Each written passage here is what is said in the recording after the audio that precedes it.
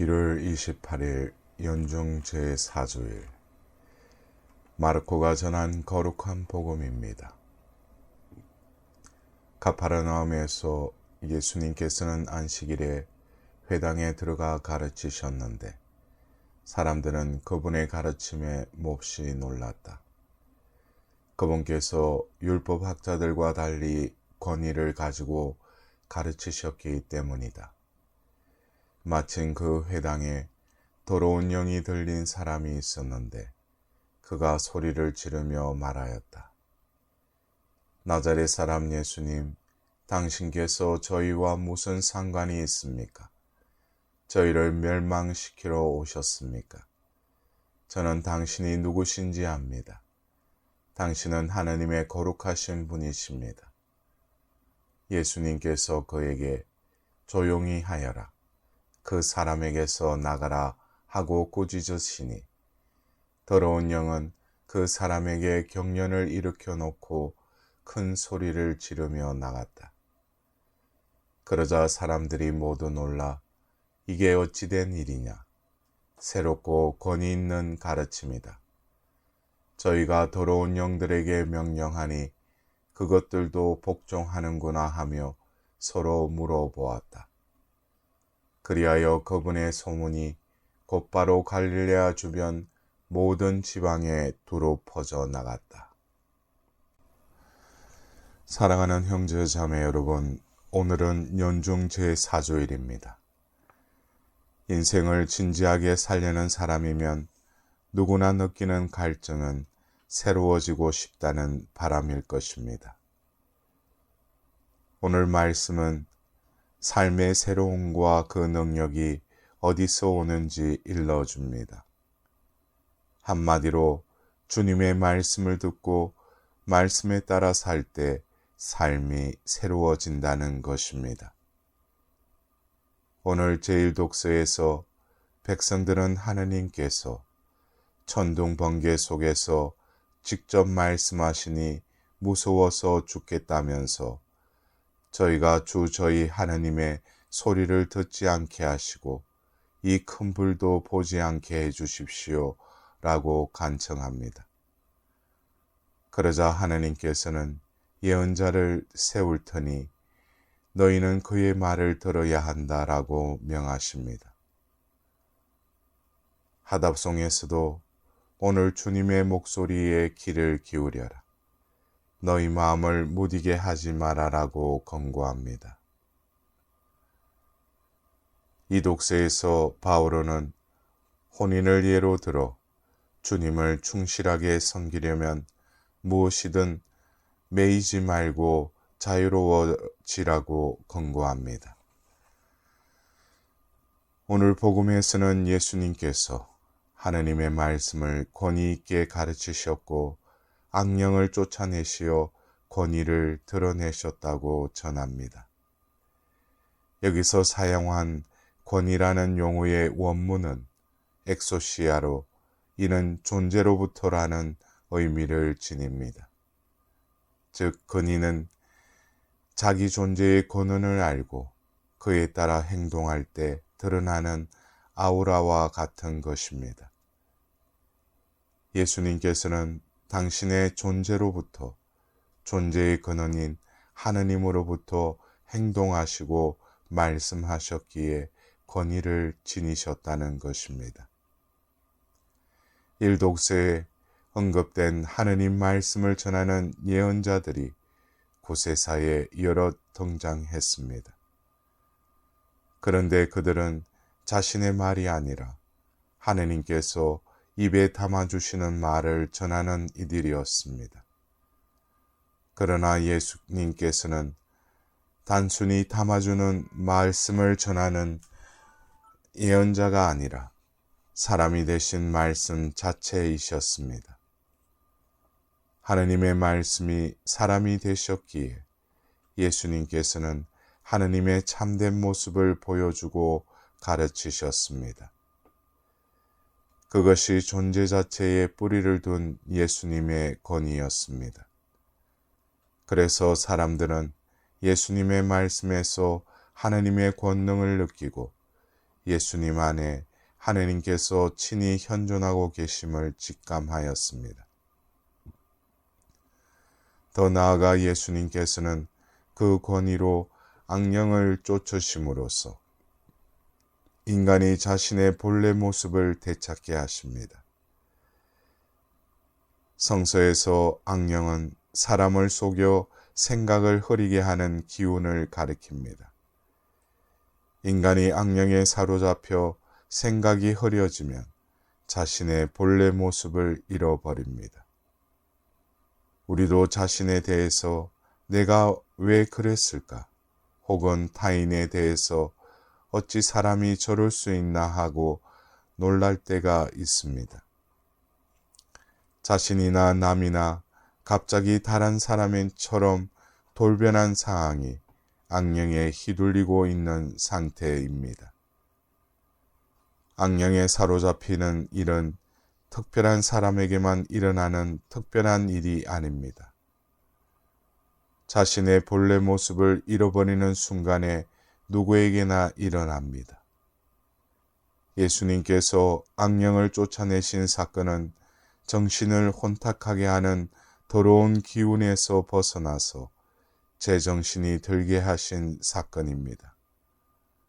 그 과정이 우리가 악령에서 벗어날 길을 일러줍니다.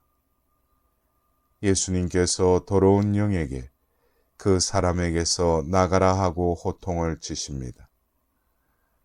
악령을 쫓으신 이 사건은 율법학자들이 전하던 왜곡된 하느님상을 바로잡으신 사건이었습니다. 당시 율법학자들은 조상 전통에 따라 하느님을 섬겼는데 그 하느님은 왜곡된 하느님이었습니다.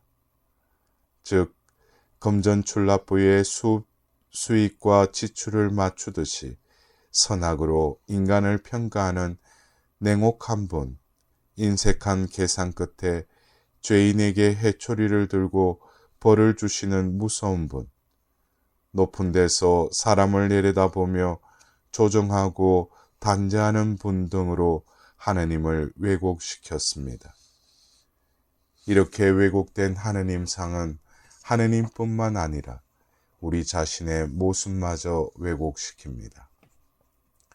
서로 믿어주고 사랑하는 인격적 관계는 사라지고 상거래하듯 이해타산을 따지는 관계로 하나님과 인간의 관계를 변질시킵니다. 그 결과 하느님의 자비와 사랑을 믿지 못하게 합니다.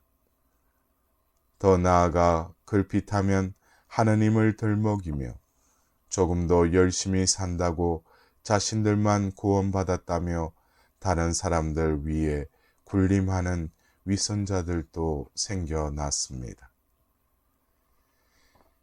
기쁜 소식을 전하시는 예수님 앞에서 더러운 악령이 저항합니다. 예수님, 당신께서 저희와 무슨 상관이 있습니까? 저희를 멸망시키러 오셨습니까? 왜곡된 하느님상을 가진 이들은 올바른 하느님을 전하시는 예수님을 참을 수 없어 소리를 지르고 저항합니다. 진리 앞에서 거짓이 저항하는 모습이고 빛을 거부하는 어둠의 모습이자 자비를 거부하는 이기심의 반항인 것입니다. 하지만 예수님께서는 조용히 하여라, 그 사람에게서 나가라 하고 악령을 쫓으십니다. 그렇게 예수님께서 하나님의 참모습을 드러내자 사람에게서 악령이 떠납니다. 예수님의 권위에 인간성의 어둠과 뒤틀림, 방황과 일탈이 바로잡혀 사람이 제 모습을 되찾게 된 것입니다. 그 사람에게서 나가라라는 주님의 호통은 왜곡된 하느님상을 바로잡으시는 호통입니다. 금전출납부를 주고 손익을 따지는 분이 아니라 외아들까지 내주시는 자비로우신 하느님, 사람을 구분하여 죄인들을 배척하고 매질하는 분이 아니라 탕자와 창녀까지 받아주시는 하느님, 심판을 넘어서는 용서의 하나님을 예수님께서 전하셨습니다. 그것이 주님께서 전하신 기쁜 소식, 즉 복음이었습니다. 이 기쁜 소식을 전하며 악령을 쫓으시는 예수님을 보고 사람들은 이게 어찌된 일이냐, 새롭고 권위 있는 가르침이다 하고 놀랍니다. 자비로우신 하느님에 관한 말씀을 듣고 사람들은 마음이 열리고 하느님께로 움직이기 시작하였습니다. 그것이 사람이 본래 모습을 되찾는 권위였고 인생을 새롭게 하는 가르침인 것입니다. 더러운 영은 지금도 넘쳐납니다. 사회나 가정에서도 정신이 나간 듯한 일이 벌어집니다. 이웃을 사랑하는 예수님을 따른다는 사람들이 이웃에게 위험을 초래하는 모습에서 사회가 술렁입니다. 못마땅한 이웃과의 분쟁, 어린아이, 여성, 노동자 등 사회적 약자에 대한 폭력과 살인에 이르는 모습이 일상이 되고 말았습니다. 오늘날 악령의 모습입니다.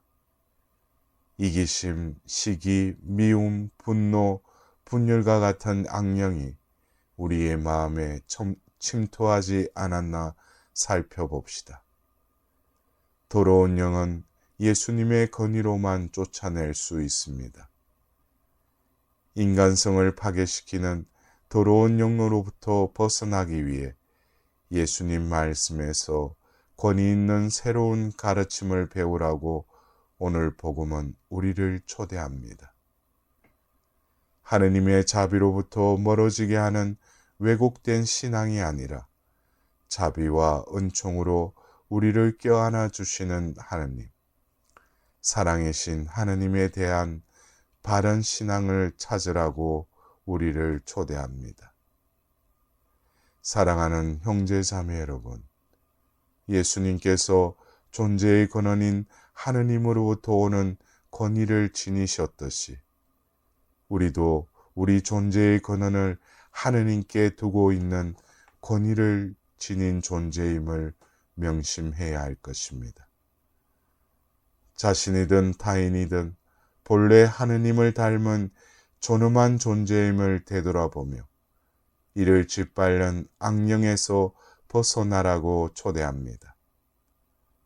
말씀을 통해 악령에서 벗어나 우리 존재의 본 모습을 되찾고 새로 시작하라고 주님께서 우리를 초대하십니다.